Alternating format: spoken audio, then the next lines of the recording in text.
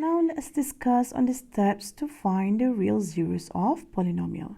So first of all, we must find what's the degree of polynomial because we want to make sure how many maximum number of zeros that we'll get from the polynomial. Second, let's find the possible rational zeros, which is using the formula plus minus factor of your constant coefficient divided by factors of leading coefficient. Number 3, let's test potential zeros, which is we want to use factor theorem when PC is equal to 0, therefore x minus c is a factor. And finally, let's use synthetic division to find the reduced power, and later on we want to further factorize our equation until we get the zeros. So let's see this example here. Use Descartes' rules of sign to find all rational zeros of this polynomial. Hence, factorize px completely. So first of all, from this equation, let's find the number of zeros. Let's just look at the degree of equation. So the highest degree is 4, therefore the number of zeros is 4. Second, let's use Descartes' rules of sign in order for us to know how many possible positive real zeros or negative real zeros. So just take the polynomial and let's find the variation. So we only have one variation here, which is plus to minus. Therefore, we are confirmed that we have one possible positive real zeros. Now let's see the possible negative real zeros. So let's substitute x with minus x. And then let's solve this. Minus x to the power 4, this is just positive. Minus x cubed, so this is negative. So negative is positive. Negative x squared, this stays positive. So this is still negative. Negative for x is positive for x minus 6. So let's see, we have here 3 variations. Therefore, let's conclude our possible negative real zeros is 3 or 1. Next, let's use rational zeros theorem because we want to find what is the possible rational zeros. So first of all, let's use the factor of your constant coefficient. So constant coefficient now is 6. So the factor is 1 times 6, and you also can have 2 times 3. So altogether, the factor is 1, 6, 2, 3. Now let's see the leading coefficient of the polynomial. This is 1. Therefore, the factor of leading coefficient is just plus minus 1. Now let's see the possible rational zeros. What we need to do is we need to divide a factor of constant coefficient with the constant of leading coefficient. So take all of this, divide by 1, so you'll get plus minus 1, 6, 2, 3. So the answer of the real zeros should be within these options here. Now let's go to step number 3. We want to test our potential zeros so that we can get one of the solution. So let's test starting from 1. So P1, just substitute the value inside the question. So you don't get 0, therefore this is not a factor. Let's try P minus 1.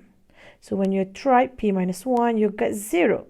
Therefore, let us conclude, since P minus 1 equal to 0, therefore x plus 1 is one of the factor.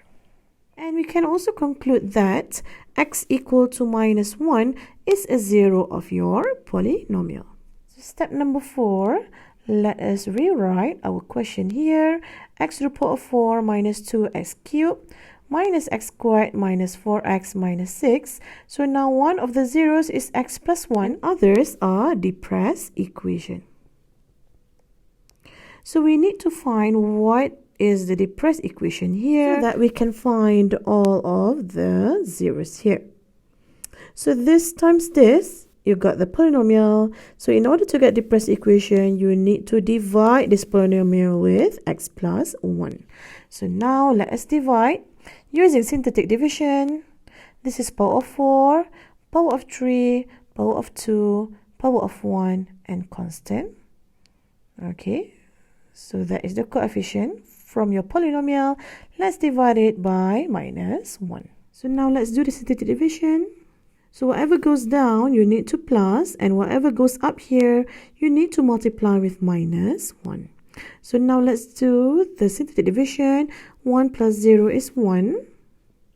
Then 1 times minus 1, this is minus 1. And then plus minus 2 plus minus 1, this is minus 3. Minus 3 times minus 1, this is 3. And add this up, this is 2. Multiply minus 1, this is minus 2. And then plus. Then add this up, this is minus 6. Times minus 1, so this is 6. And finally, add this, this is equal to 0. So this is a good indication for us. If your remainder is 0, therefore you are on the right track. Therefore, now let's put in the value. So from the polynomial, you have x plus 1 just now, and the depressed equation is the quotient here. So let's read what is our quotient here. So this is constant, power of 1, power of 2, power of 3. So let's write, this is x power of 3 minus 3x squared plus 2x minus 6. Now let's further factorize this equation here. You have 4 terms, so this is factor by grouping. So group this together and just group this together. So now from the first term, you can factorize x squared. So factorize in front. You are left with x minus 3. And then from the second term here, you can factorize out 2. So factorize out 2, you are left with x minus 3. So here you can see this is a common number here. You can just factorize it out. X minus 3, x squared plus 2. So from here, you can find the zeros, and this also you can find the zeros straight away. However, for this one, you see that this is a quadratic, but you cannot further factorize it. Okay, if you use calculator, this will give you complex number. So let me show you how to solve this. Make this equal to 0. And for the first one, x plus 1 equal to 0. X is minus 1. For the second one, x minus 3 equal to 0. X is equal to 3. And for the last one, we need to open up this. For this one, this is irreducible quadratic. We need to solve this in terms of complex number. So x is plus minus square root of minus 2. So this is plus minus square root 2i. Now let's conclude our answer. You have 1 negative real zeros, x equal to minus 1. You have 1 positive real zeros, x equal to 3. And then you have 2 complex answer here, which is plus minus square root of 2i.